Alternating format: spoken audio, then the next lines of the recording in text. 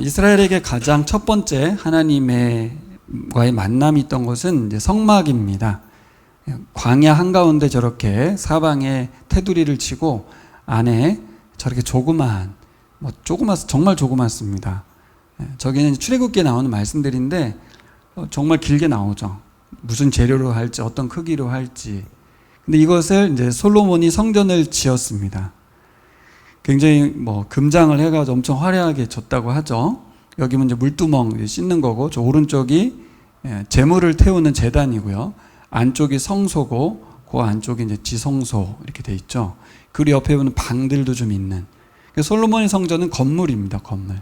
그러니까 신전을 지은 거죠.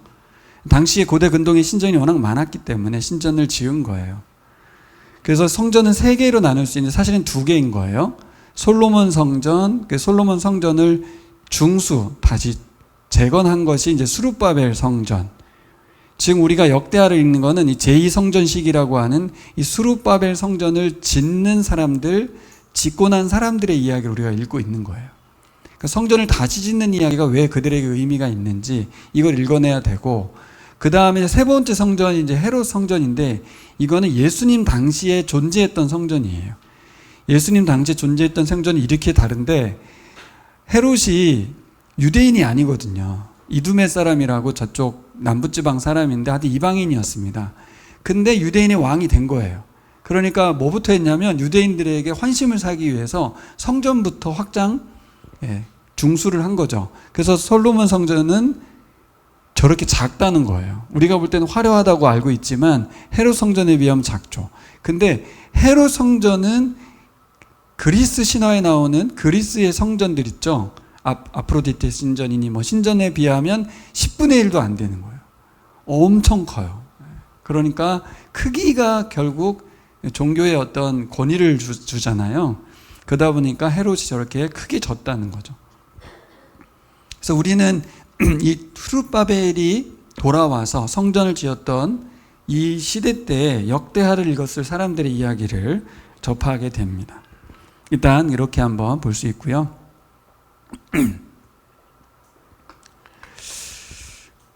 일단 이 성전 건물, 예수님 당시에도 헤롯에 의해서 세 번째 재건이었다고 했는데, 여러분 아시는 것처럼 헤롯 성전은 AD 70년경에 로마의 티토 장군에 의해서 완전히 무너졌습니다.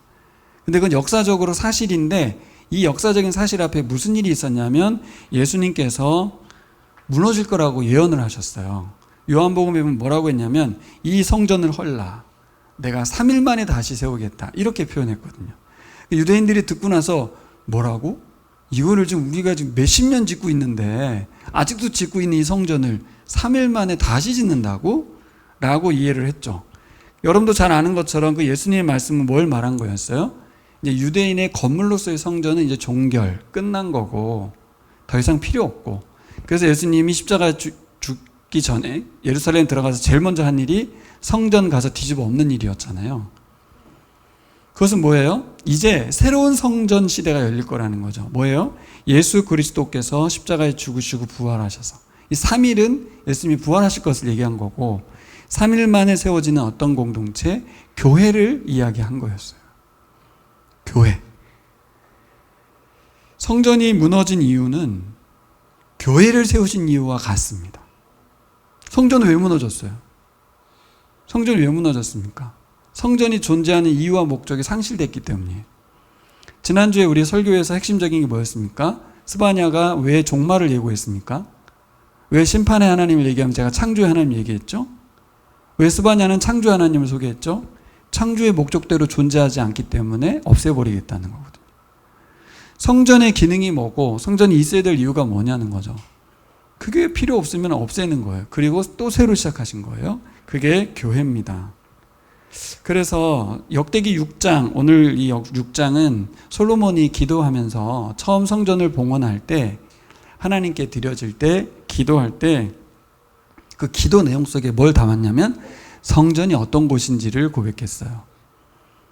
그죠? 어떤 곳이어야 하는지도 고백했어요. 이것은 이제 여러분 성경은 연속성과 불연속성이 있다고 합니다. 어려운 말 아니죠? 네, 구약의 이야기가 지금도 계속 이어지는 게 있고 끊어진 게 있거든요. 특별히 11조가 그렇죠. 11조의 원리를 우리가 가지고 있지만 과거처럼 우리가 11조를 지키진 않거든요. 제사도 끊어졌죠. 제사 이제 안 하죠. 또 우리가 원리로 가지고 있는 게 바로 이 성전 개념이 지금 교회 개념하고는 다릅니다. 다르지만 또 원리는 같잖아요. 그렇죠? 그래서 성전의 원리는 교회의 원리와 같습니다. 그래서 오늘 제목은 교회는 어떤 곳이어야 하는가? 역대하의 관점에서 우리가 한번 생각해 보는 거예요. 우리 이미 알죠? 교회는 어떤 곳이어야 되는지, 어떤 곳인지 뭐 수도 없이 들었는데 구약과도 연결이 되냐는 거예요. 예수님이 세우신 이 교회가 구약과 단절되냐는 거죠. 그렇지 않다고 봐야죠. 그러면 우리가 뭘 발견해야 돼요? 현재 우리 교회는 건물이 없어요. 현재 우리 교회가 없죠. 건물이 있는 교회는 건물로서의 교회만 생각을 합니다. 그래서 건물에 들어가면 교회 같다 이렇게 말하고요. 그죠? 교회를 다닌다 이렇게 말하고요. 교회를 출석한다 이렇게 표현을 하는데 사실 원리적으로 보면 다 틀린 말이죠. 예. 교회에 소속되어 있는 거예요, 우리는. 그리고 우리는 교회로 살아가는 거고. 근데 현실적으로 건물이 있다 보니까 그렇게 인식이 되고 있어요. 특별히 신전이 있는, 성전이 있고 제사가 있는 그런 종교를 갖고 있을 때는 교회는 이상한 곳이에요. 신전도 없죠. 제사도 없거든요. 뭐 하는 곳인지 모르는 곳이 바로 교회입니다. 교회. 그래서 초기 교회는 당시 신전 중심 그리고 만신전이 있는 그런 세상 속에서 교회 공동체는 아주 이상한 사람들의 모임이었다고 말을 해요. 그 모임을 우리가 지금 살아가고 있는데 우리가 예배를 드리잖아요. 그렇죠? 예배는 사실 신과의 만남이거든요. 이론적으로는 그렇잖아요. 그래서 다른 종교들에는 의식들을 굉장히 많이 합니다. 향을 피운다거나 촛불을 킨다거나. 그러면 사실 조금 마음이 뭔가 홀리해진 느낌. 그렇죠? 막 냄새도 피우고요. 그리고 조명도 어둡게 하고요. 음향도 동원을 합니다. 그래서 어떻게 해요? 이 신과의 만남에 있어서 인간으로서 뭔가 엄숙한 자세를 갖추게 만드는 거예요. 나쁘다의 문제가 아니에요. 그렇게 해야만 사람이 이 신과 신에 대한 경외심을 갖게 되니까 시청각을 가지고 후각을 가지고 조성을 하는 거죠. 근데 우리 개신교는 그 모든 걸 타파해버렸어요. 우리 개신교는 아무것도 없어요. 근데 제가 명절 때 새로운 교회에서 예배를 안 드리고 저 형님 교회 제천중앙교회를 한번 갔었는데 그건 감리교회인데 촛불을 켜더라고요. 그래서 오 신기하다. 특별히 보수적인 우리 교회들은 다 없애버렸는데 촛불을 켜고 향을 피우는 교회들도 있거든요. 뭐 잘못됐다 잘됐다를 떠나서 이런 교회도 있구나. 사실 뭐 감리교회가 보편적인 교회임에도 불구하고 차이가 좀 있는데 캐톨릭을 가면 매주 성찬을 하죠. 그죠? 이게 사제가 이걸 넣어줍니다. 그래서 천주교는 교회를 가는 이유가 말씀 들으러 가는 게 아니에요. 예수님의 성체를 모시러 가는 거예요. 예수님의 육의 상징인 이 성만찬에 떡을 먹으러 가는 거거든요. 그래야 나도 예수와 하나다 이런 느낌을 갖는 거죠. 근데 매주 성찬 우리는 이제 안 하고 절기 때 하고 우리 교회는 뭐 한 달에 한 번 하지만 그것도 우리 교회도 많이 하는 거죠. 개신교회가 많은 것들을 없애버렸는데 그래서 원리만을 우리가 이제 살아가는데 반면 우리가 약해지는 부분이 바로 그 부분이에요. 저도 가운도 입지 않죠. 우리 교회가 뭐 예배에 어떤 조성하기 위해서 어떤 노력을 하지 않는데 그런 가운데서 과연 우리는 진짜 하나님과의 만남에서 경건한 모습과 자세 그리고 실제 그런 어떤 예배가 드려질 수 있느냐는 건 항상 의문인 거죠. 그래서 불을 끄기도 하고 어떻게 합니까? 여러 가지 노력들을 하는 거예요. 근데 제가 한번 이번 말씀을 준비한 생각해 봤어요. 예배를 정말 그렇게 하나님과의 만남을 정말 잘 되게 하기 위해서 준비하는 거 아닙니까? 그렇죠? 찬양단도 준비하고 뭐 여러 가지 세팅도 하고 뭐 꽃도 하고 뭐 하겠죠. 근데 잘 생각해 보면 좀 규모 있는 교회라고 생각해 보세요. 뭐 미안한 말이지만 여기 뭐 새로운 교회라고 생각해 보자고요. 그 교회 예배를 정말 성도들이 하나님과의 만남을 잘하게 하기 위해서 준비하는 사람이 몇 명이나 되겠습니까? 진짜 일부의 사람들이 노력해서 준비를 하면 교인들은 어떻게 하냐면 11시 막바지 돼가지고 와가지고 그 잘 준비된 세팅된 그곳에 와서 딱 앉아서 예배를 참여하다 가는 거예요. 사실은 잘 준비됐으니까 그렇게 오신 분들이 예배를 잘 드려야 되는데 오히려 영화관 관람하는 거하고 똑같이 공연 관람하듯이 잘 세팅된 예배를 보고 가는 거죠. 그거 뭐 상상이 되잖아요. 우리가 만약 우리가 그 교회를 다녔다면 거의 그럴 거예요. 우리는 아마 그렇잖아요. 그래서 제가 드리고 싶은 말씀은 이겁니다. 정말 개신교의 장점을 잘 살려야 돼요. 말씀에 있는 원리를 어떻게 우리가 환경의 문제로 해결하려 하지 않고 본질적인 부분에서 어떻게 우리가 깨어 있으면서 하나님을 예배하고 또 하나님과 소통하고 진짜 성전이 성전 기능을 제대로 해서 성전이 존속해야 될 이유가 있어야 된 것처럼 근데 무너졌잖아요. 그럼 교회는 교회로서의 존재의 이유와 상황을 제대로 만들지 않으면 교회는 더 이상 존재할 필요가 없어지는 거예요. 가장 큰 핵심에 하나님과의 만남이 없는 예배, 이건 뭐 의미가 없는 거예요, 사실은. 왔다 가는 거거든요. 제가 생각해 보세요. 우리 교회를 어떤 상황을 만들면 예배가 좀 더 달라질 수 있을까? 뭐 되겠어요? 그렇죠? 네, 뭘 어떻게 하면 되겠어요, 우리가. 그죠? 개척의 상황에서. 그래서, 방법은 여러분들 개개인의 마음에 달려 있는 거예요. 오늘 말씀이 여러분들에게 잘 들려줬으면 좋겠어요. 오늘 핵심적인 두 가지 단어를 썼는데요. 성전을 성전되게 하는 것, 핵심 두 가지가 여기 있습니다. 첫 번째는 뭐예요? 하나님의 임재. 하나님의 임재가 있는 성전이어야 되겠죠.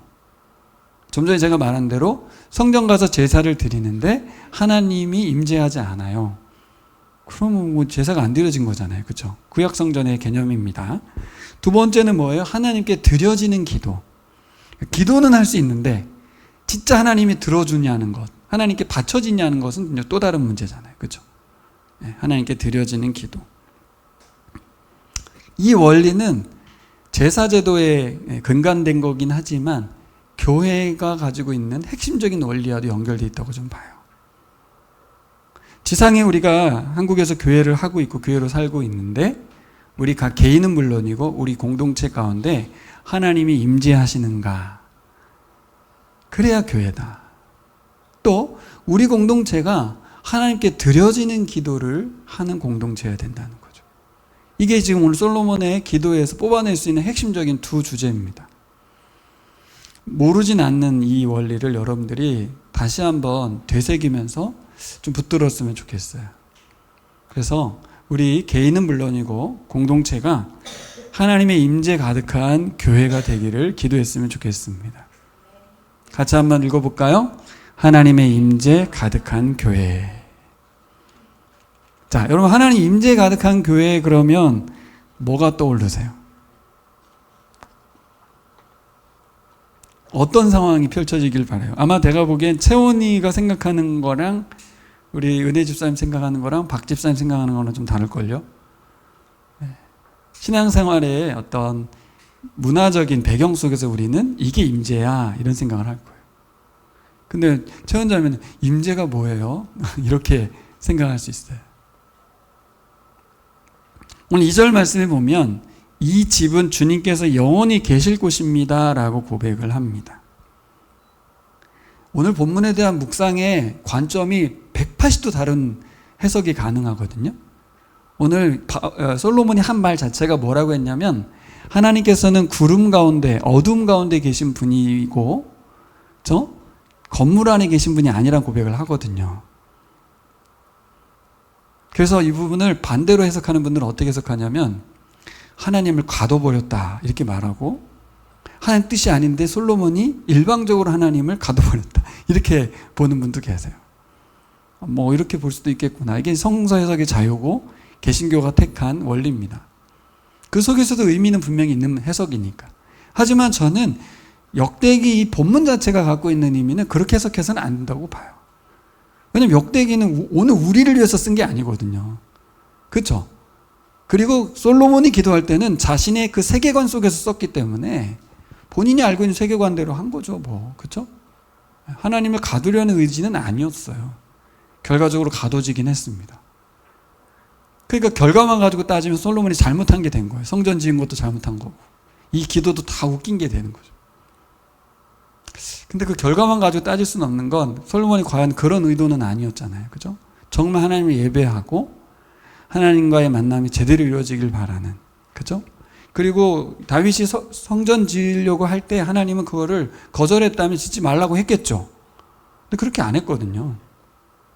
너의 아들이 짓게 할 거야. 그리고 내 이름을 두는 성전을 짓는 거에 대해서 하나님 반대한다고 한 적은 없으니까. 그렇죠. 건물 안에 가뒀다. 이건 너무 좀 오바된 해석인 것 같아요. 여러분, 그래서 주님께서 영원히 거하실 처소라는 말도 어폐가 있는 말이긴 하나, 예? 솔로몬의 고백 속에서 이것은 또 어떤 의미로 우리가 바라야 되겠어요? 두 가지 의미를 전 가지고 있다고 봐요. 하나는 이 성전은 하나님의 것입니다 라는, 우리에게 적용하면 이 교회는 하나님의 교회입니다 이렇게 고백하는 거예요. 또 다른 측면에서 이것은 어떤 의미가 있냐면 하나님이 세우신 성전이다. 하나님이 거하시기만 하는 게 아니라 4절에 보시면 솔로몬이 자신이 주도해서 성전을 다 건축했거든요. 근데 누가 했다고 말하냐면 주님이 이루어 주셨다고, 하나님이 하셨다라고 고백을 합니다. 손수 다 하셨다고. 분명히 자기가 했는데 하나님이 하셨다고 고백을 해요. 하나님이 오래전부터 다윗에게 약속했던 그 약속을 이루셨다고 그렇게 말합니다. 자기의 성전이 아니고 하나님의 성전이고 하나님 지으셨다고 말하면서 거기에 성전에다 자기 이름을 쓰지 않아요. 일반적이면 자기 공로를 거기다 쓸 거 아니에요. 조금이라도. 근데 그렇게 하지 않아요. 오직 하나님께 영광 돌립니다. 자기는 이 성전을 짓는 데 있어 도구로 사용됐을 뿐이라고 이렇게 말을 해요. 이게 왜 중요할까요? 사실이니까. 여러분, 이 성전을 짓는 데서 우리가 꼭 놓치지 않아야 될 장면이 바로 에덴 동산이에요. 여러분, 시각을 창세기 1장으로 한번 가보세요. 성전은 사실은 인간이 볼 때는 건물로서의 신전 개념이지만 원리적으로 보면 에덴 동산을 의미합니다. 에덴 동산 한가운데 누가 계셨어요? 하나님이 계셨거든요. 근데 아담이 어떻게 했어요? 하나님을 에덴 동산에서 죽여버렸거든요. 그게 왜 죽였어요? 자기가 에덴 동산을 접수하고 왕이 된 거잖아요. 아담이 하나님을 죽였다. 뭐 죽였다고 표현할 수 있을까? 죽였다는 표현은 이런 겁니다. 압살롬 그리고 르우벤이 아버지의 후처를 범했잖아요. 왜 범했습니까? 압살롬이? 왜? 아버지를 그 권위를 제로로 만들기 위해서 그랬던 거예요. 이제 이 나라는 내 나라야. 다윗이 살아있지만 살아있는 것 같지 않은, 다윗을 죽이지는 않았으나 죽인 것과 다름없는 게 바로 후처를 범한 거였어요. 루벤도 마찬가지예요. 야곱이 죽진 않았으나 야곱은 더 이상 이 집의 가장이 아니야. 이걸 선언한 게 루벤이 비라를 범한 거거든요. 자, 그러면 아담이 선악과를 먹은 건 어떤 의미예요? 하나님은 계시지만 더 이상 하나님과 관계하지 않고 하나님으로 인정하지 않고 내가 하나님의 자리에 앉겠다는 선언이었거든요. 놀랍게도 에덴은 그대로였는데 하나님을 마음속에서 지어버린 순간부터 지옥이 시작돼요. 잘 들으셔야 돼요. 모든 상황은 그대로였어요. 네? 하나님 지신 그대로. 자기도 그대로. 바뀐 건 마음밖에 없어요. 놀랍지 않습니까? 어떤 마음이 바뀐 거예요? 하나님을 왕으로 인정하지 않는 거예요. 이 에덴의 소유권도 하나님께 아니라고 이제 내가 다 접수했다고. 그 다 이제 하나님이 내 인생에서 없어지는. 하나님을 투명인간으로 만들어버린 거죠. 그 세월 속에서 뒷이야기가 여러분들이 아는 구약의 이야기입니다. 그럼 성전은 어떤 의미가 있겠습니까? 성전은 다시 하나님 나라를 이 땅 가운데 세워가는 일을 하는 거예요. 교회는 어떻습니까? 교회는 또다시 교회가 성전을 대체하는 교회가 예수 그리스도를 왕으로 인정하는 교회가 이 땅 가운데 하나님 나라 에덴을 확장해가는 일을 하는 거예요. 오늘 역대하 기자는 사실은 유대인의 성전 재건과 하나님의 임재에 대한 사모함을 기도하고 이야기했지만 더 큰 그림으로 보면 역대하 기자도 자기가 쓰면서도 모르는 거예요. 이게 뭐 하는 건지. 새로 성전을 건축하는 게 어떤 의미인지 모르는 거예요. 마치 우리가 남원의 교회를 개척하는 게 어떤 의미인지, 그 개척에 동참한 게 어떤 의미인지, 내가 지금 복음을 전하는 게 어떤 의미인지를 모르는 거하고 비슷할 수 있어요. 근데 하나님은 솔로몬의 마음을 받으시면서 뭐를 합니까? 성전 재건에 마음을 동의하시잖아요. 그렇죠? 누구를 위한 성전을 짓는 겁니까? 누구를 위해 성전을 짓는 거예요?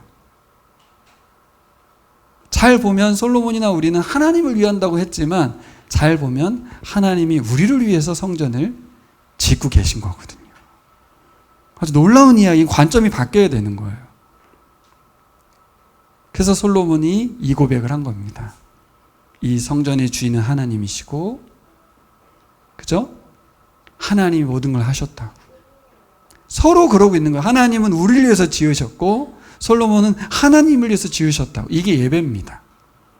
제가 설교 준비를 하면서 도움되는 교재를 보니까 거기에 어떤 도움말이 있었냐면 제가 소개하려다가 안 갖고 왔는데 하나님이 우리를 위해서 기도한 내용이 쭉 써 있더라고요. 어떤 저자가 썼는데 우리가 기도하는 거 똑같이 하나님이 우리 위해서 기도하는 내용을 쭉 썼더라고요.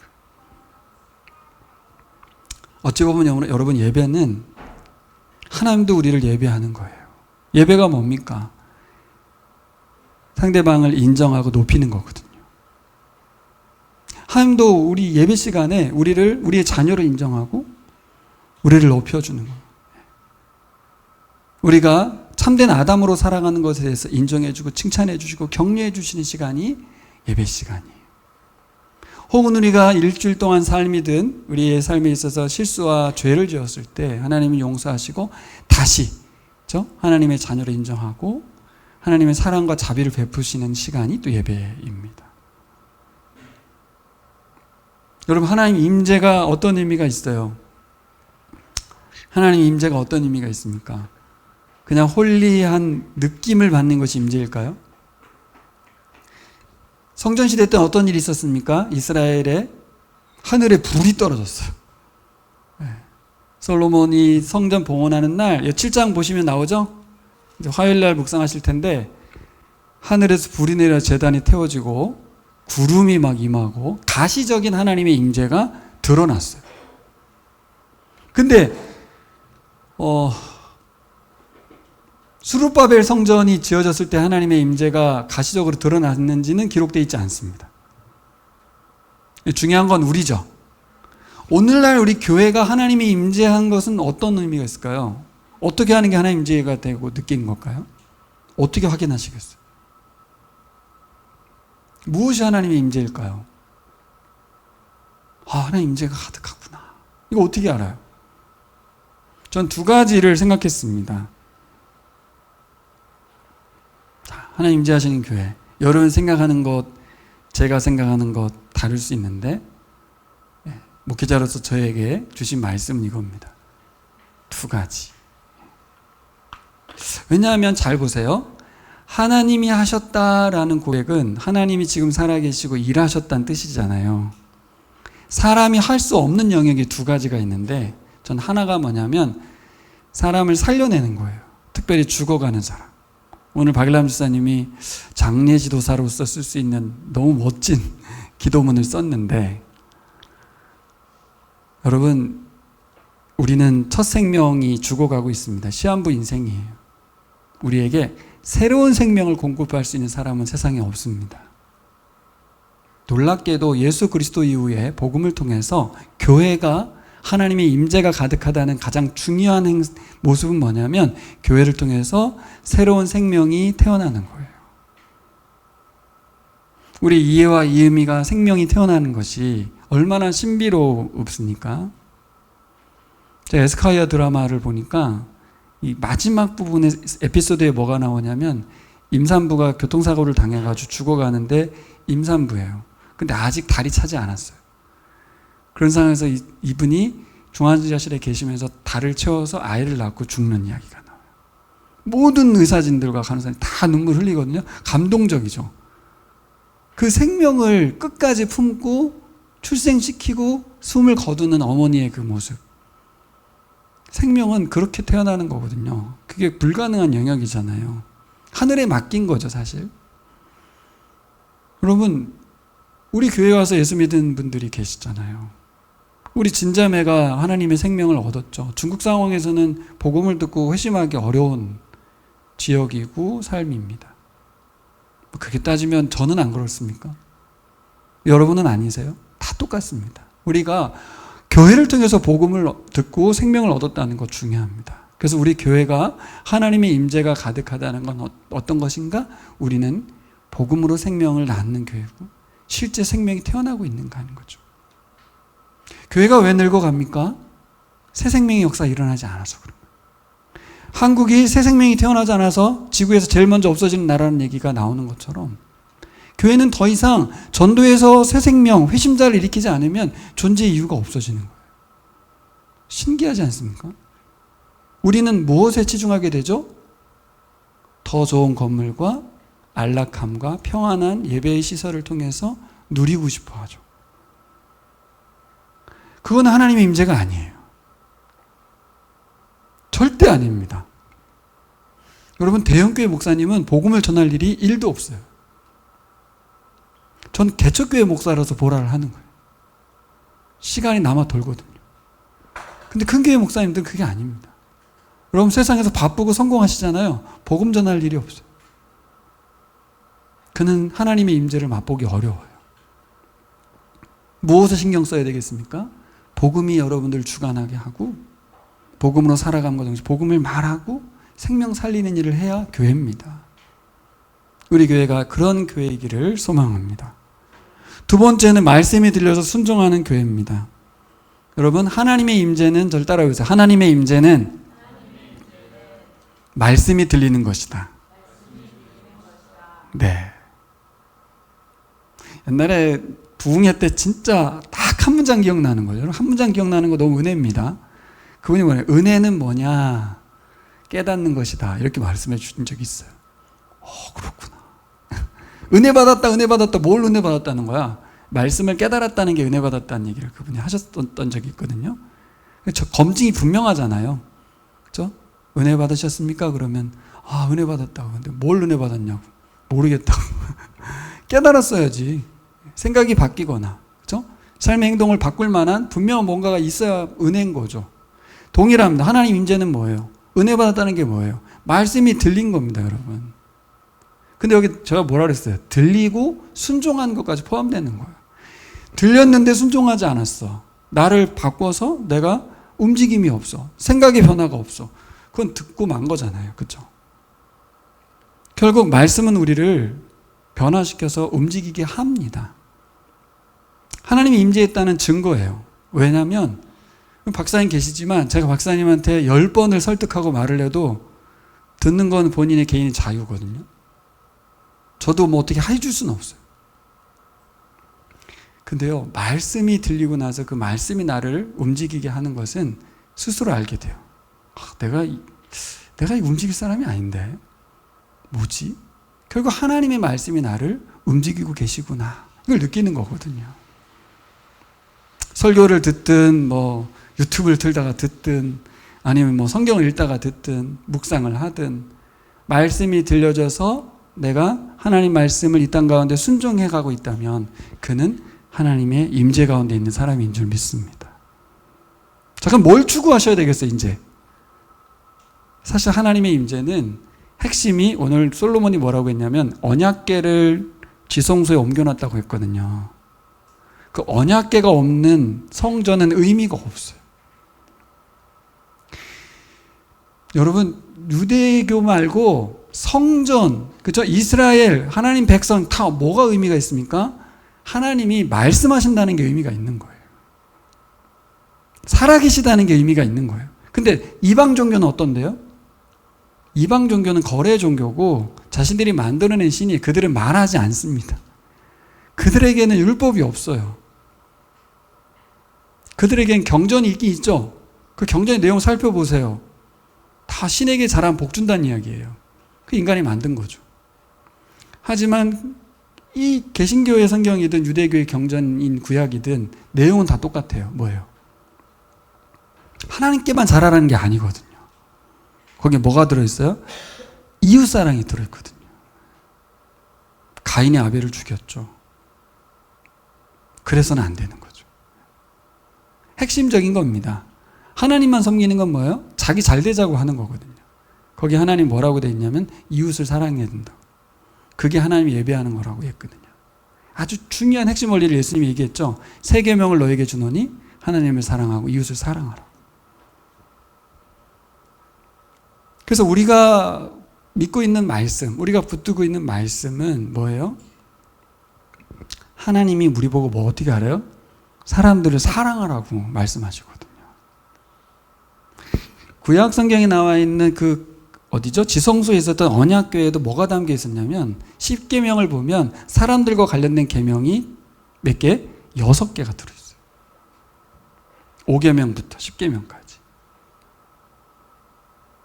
잘 생각해 보면 하나님의 말씀은 종교적이지가 않아요. 아주 실제적이고 아주 우리와 연결되어 있는 거예요. 에덴 동산을 생각하라고 그랬죠. 하나님의 성전을 왜 지으라고 했어요? 에덴을 회복하고 싶으셨어요. 거기 그룹들로 수놓고 휘장을 하고 이런 모든 것은 뭐예요? 동산에 하나님 계시고 모든 것에 임재해 계시는 하나님을 상징하는 것이 성전이거든요. 지금 시대는 성전이 없는 교회 시대잖아요. 우리는 어떻게 모든 곳에 임재하신 하나님을 만나고 하나님을 느끼고 예배할 수 있을까요? 말씀이 들려줘야 돼요. 그래서 첫 번째, 하나님의 임재 가득한 교인으로서 우리가 제일 신경 써야 되는 거는 교회 와서도 그렇고 묵상하기 전에도 그렇고 또 요즘 신앙적으로 좀 힘들고 어려운 느낌이 오시면 제일 먼저 점검해야 될 게 말씀이 들리지가 않는 거예요. 그럼 빨리 기도부터 하셔야죠. 하나님의 임재가 안 일어나고 있는 거니까. 그리고 기도해야죠. 하나님 말씀이 들려지게 해달라고. 그게 뭔지 해결해야 될 것이고 도움을 받아야 되겠죠.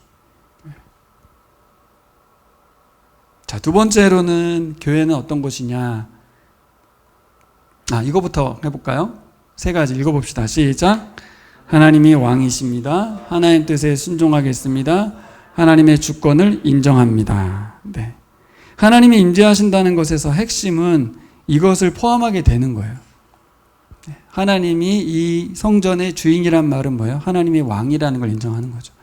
자, 이게 어떤 의미냐면 솔로몬이 기도할 때 어떻게 했습니까? 자기가 대를 만들어 놓고 거기 올라가고 무릎 꿇고 손을 들잖아요. 그걸 사람들이 다 보거든요. 오늘 장면을 보면. 뭘 보는 거예요? 우리의 왕은 솔로몬이 아니고 하나님이시구나. 이걸 솔로몬이 보여준 거예요. 그 기도하는 시간에. 여러분, 예배의 자리는 내가 왕이 아니라는 것을 인정하는 자리입니다. 그래서 여러분 주일날 여기 와 계신 거예요. 내 맘대로 어디 놀러도 안 가고 안 간 이유가 하나님이 왕이심을 인정하러 오는 거예요. 두 번째 뭐예요? 하나님 뜻에 순종하겠다고 예배의 자리에 오는 거예요. 성전에 무릎 꿇었던 솔로몬은 무엇을 무릎 꿇은 거예요? 자기 뜻대로 통치하지 않고 하나님 뜻대로 통치하겠다고 무릎 꿇은 거거든요. 세 번째는 뭐예요? 하나님의 주권을 인정한다는 뜻이에요. 하나님의 주권을 인정한다는 거. 지금 PPT 순서가 좀 바뀐 것 같은데 이건 뒤에 또 얘기하겠습니다. 주권을 인정한다는 건 기도와 연결되어 있습니다. 자, 기도로 가보겠습니다. 이게 하나가 빠졌어요. 순서가 하나가 삭제됐나? 네, 삭제됐어요. 2번은 아까는 하나님 임재가 있는 교회죠. 두 번째는 뭐냐면 따라해보세요. 기도의 처소가 되는 교회입니다. 기도의 처소가 되는 교회. 기도의 처소가 되는 성전을 말하는 거예요. 기도하는 곳, 그것이 교회다. 그렇게 말할 수 있습니다.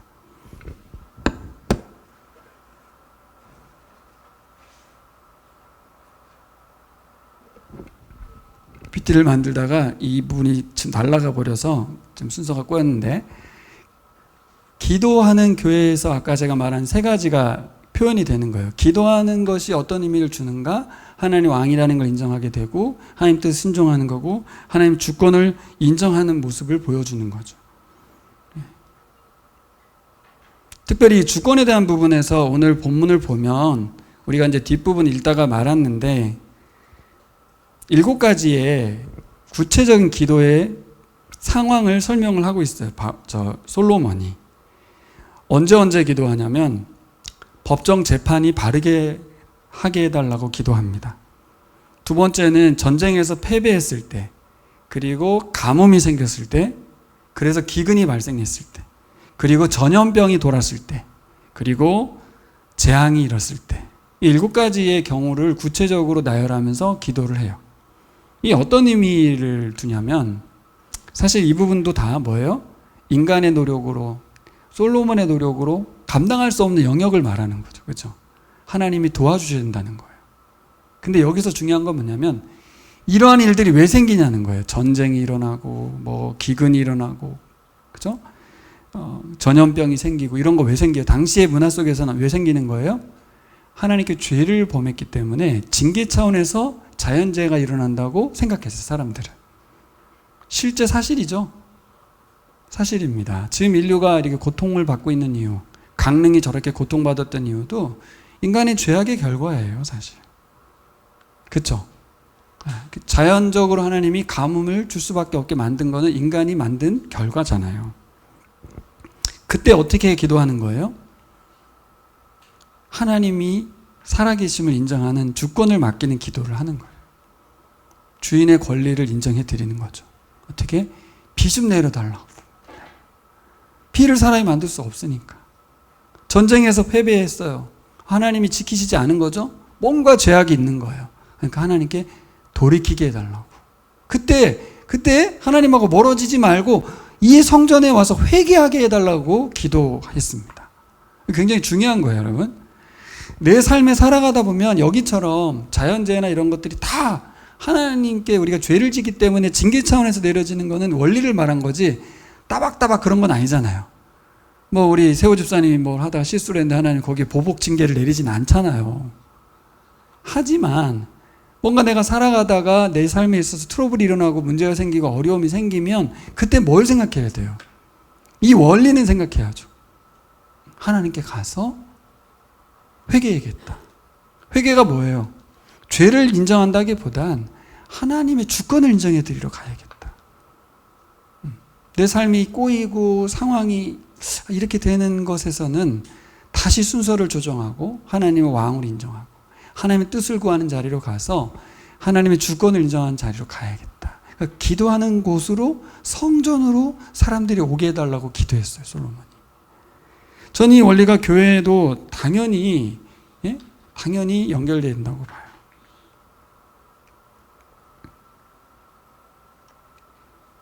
근데 죄로 인해서 징계가 있는 이 장면들을 놓고 성전에 와서 기도하게 해달라고 기도할 때 기도의 내용 3가지를 이렇게 썼어요. 같이 읽어볼까요? 시작. 죄를 용서해 주세요. 마땅히 행할 선한 길을 가르쳐 주세요. 징계를 거두고 다시 비를 주세요. 잘 보시면 기도할 때 파란색 글씨 2개만 하면 될 것 같잖아요. 근데 솔로몬은 저 빨간 글씨의 기도를 2번째로 했어요. 그럼 우리가 배워야 될 기도라는 거예요. 그렇죠? 첫 번째는 잘못했습니다 하는 거예요. 그렇죠? 2번째가 뭐예요? 빨리 잘못했는데 이 상황을 바꿔주세요. 이거 아니라는 거예요. 비 빨리 주세요. 이거 아니라는 거죠. 가뭄의 상황의 기도잖아요. 저게. 그렇죠? 뭐예요? 마땅히 행할 선한 길을 가르쳐 주세요. 그렇죠.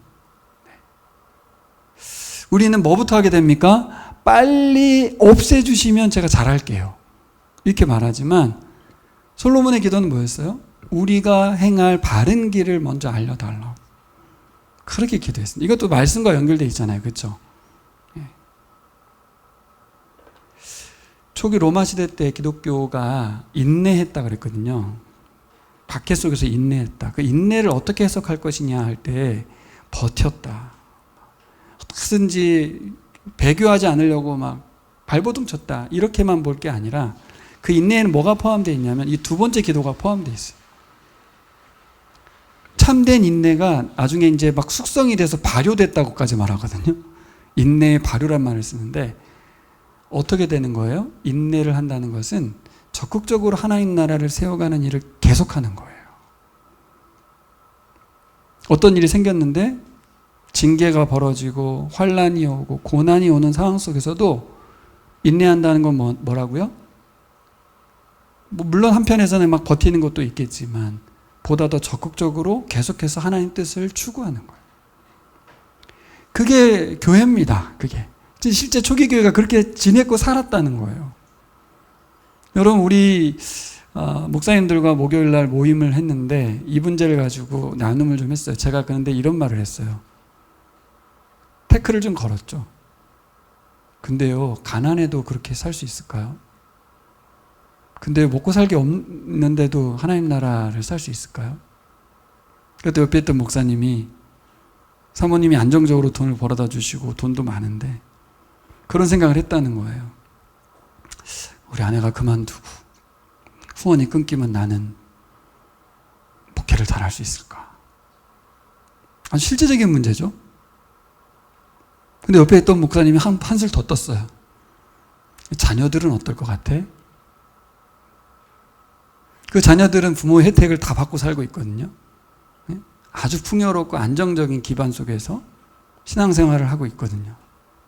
근데 그 모든 것이 한순간에 사라지고 없어지면 어떻게 할 것 같으냐? 부모는 믿음이나 있으니까 인내하면서 갈 텐데 자녀들은 어떤 상황을 받아들일 거냐? 아주 실질적인 문제예요. 그래서 요즘의 신앙생활에 가장 우리에게 적은 뭐냐면 안정을 추구하는 우리의 마인드. 목사님이니까 그렇게 살죠. 아유, 저 집사님 있게 살죠. 이렇게 말하지 말고 내 있는 상황 속에도 충분히 하나님 나라를 살아갈 수 있는 신앙이어야 되지 않을까요? 그건 누가 해줄 수는 없는 것 같아요. 자기 신앙만큼인 것 같아요. 사람도 어떤 생각이냐면 나도 저 정도 되면 할 수 있어. 그리고 먼저 해결해야 될 게 먹고 사는 문제 해결해야지.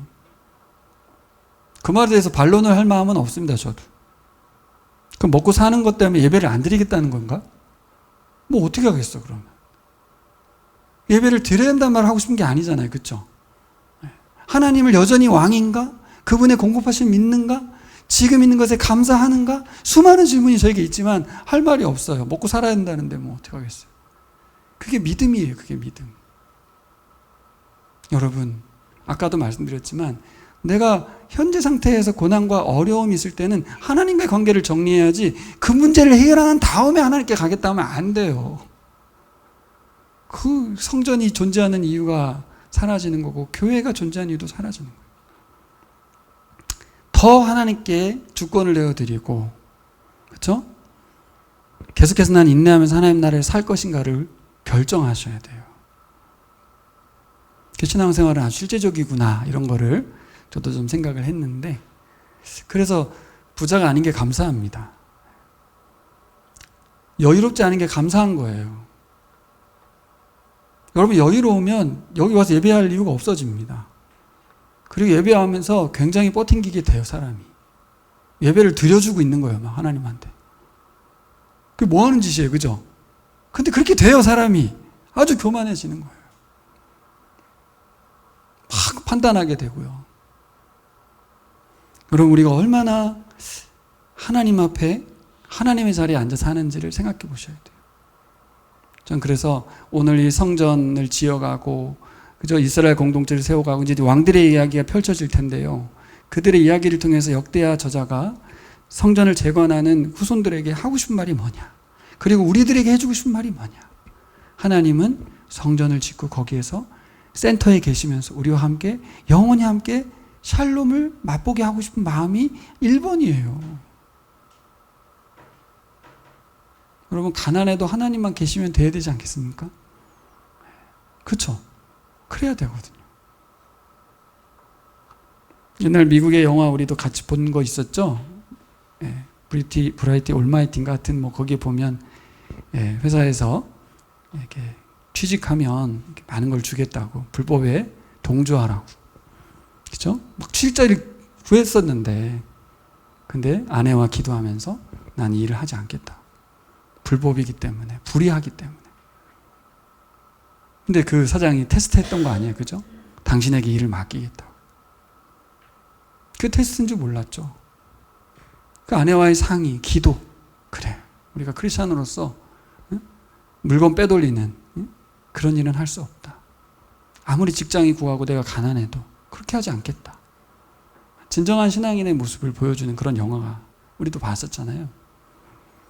어렵습니다. 자, 여러분 이 세 가지 기도 다시 한번 읽어볼까요?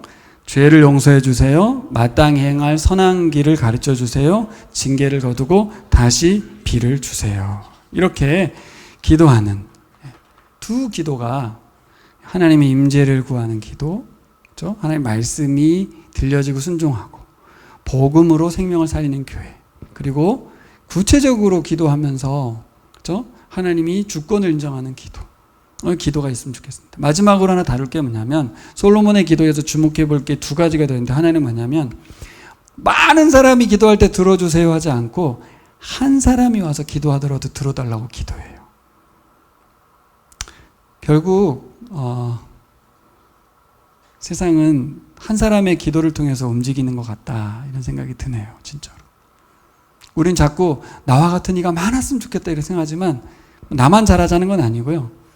하나님 앞에 내가 신실하게 살기를 바라며 기도하는 삶, 그게 중요한 것 같습니다.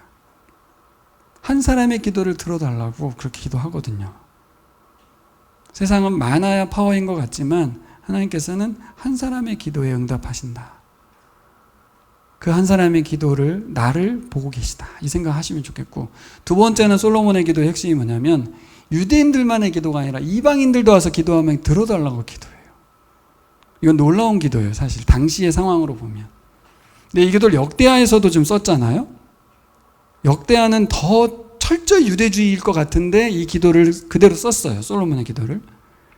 그죠? 이게 누구와 연결? 예수님을 통해서 예수 믿는 모든 열방이 하나님 앞에 나올 수 있게 되었다는. 그러니까 솔로몬이 제정신으로 기도한 건 아닌 것 같아요. 제가 보기엔 자기 유대인이기 때문에 이런 기도를 원래 안 해야 되는데, 우리 민족의 하나님이잖아요, 하나님이. 근데 그는 이방인도 와서 기도할 때 하나님 들어달라고 기도하거든요.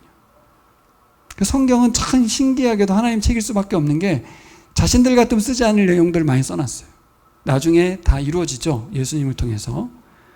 모든 열방이 하나님 앞에 나와 기도하는, 예배하는 요한계시록 장면도 다 나와 있습니다. 자, 정리해 보겠습니다. 교회는 어떤 곳인가? 우리 스스로 나는 어떤 사람인가? 이 역대기의 솔로몬의 기도의 내용을 가지고 점검했을 때 오늘 뭘 점검할 수 있어요? 하나님 임재 가득한 교회인가? 뭘로 점검합니까? 말씀이 임하는 곳인가? 내게 말씀이 들려주고 있는가? 하나님이 만나주고 있는가죠. 그리고 나는 말씀이 수용되고 있는가? 부딪히고 있지는 않은지.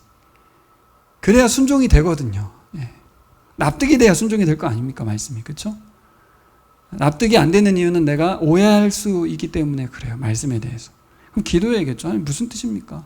제가 순종할 수 있도록 납득을 시켜달라고. 저한테 와서 물어보면 도와드릴게요. 하여튼 말씀이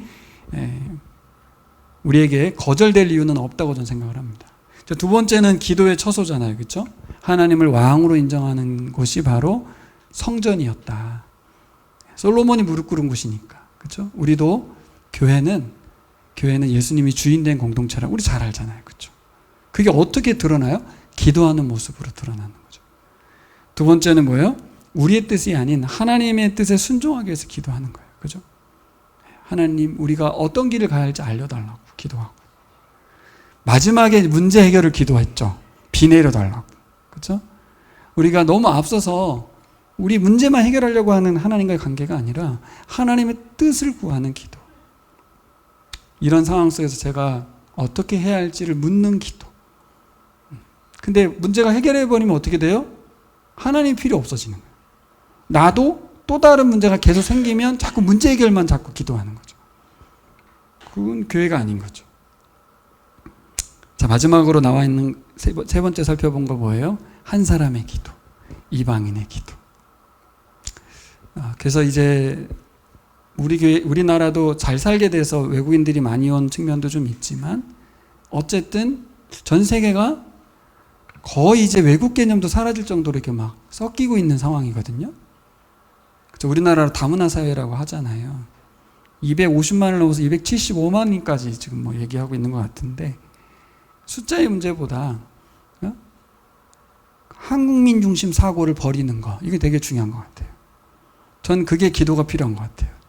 외국인에 대한 기도를 하기 전에 내가 뭔가 한국민으로서 우월주의, 내 혜택 받고 있는 거에 대한 것이 결코 내 자신이 잘나서가 아니라 태어나서 받는 은혜니까 하나님의 자녀의 정체성을 회복하고, 다른 사람들, 이방인들도 하나님의 자녀로 보는 눈, 그걸 달라고 기도해야 되지 않을까 싶어요. 그래서 저는 여러분들이 교회로서 그렇게 살아가기를 소망하며 오늘 말씀을 전했습니다.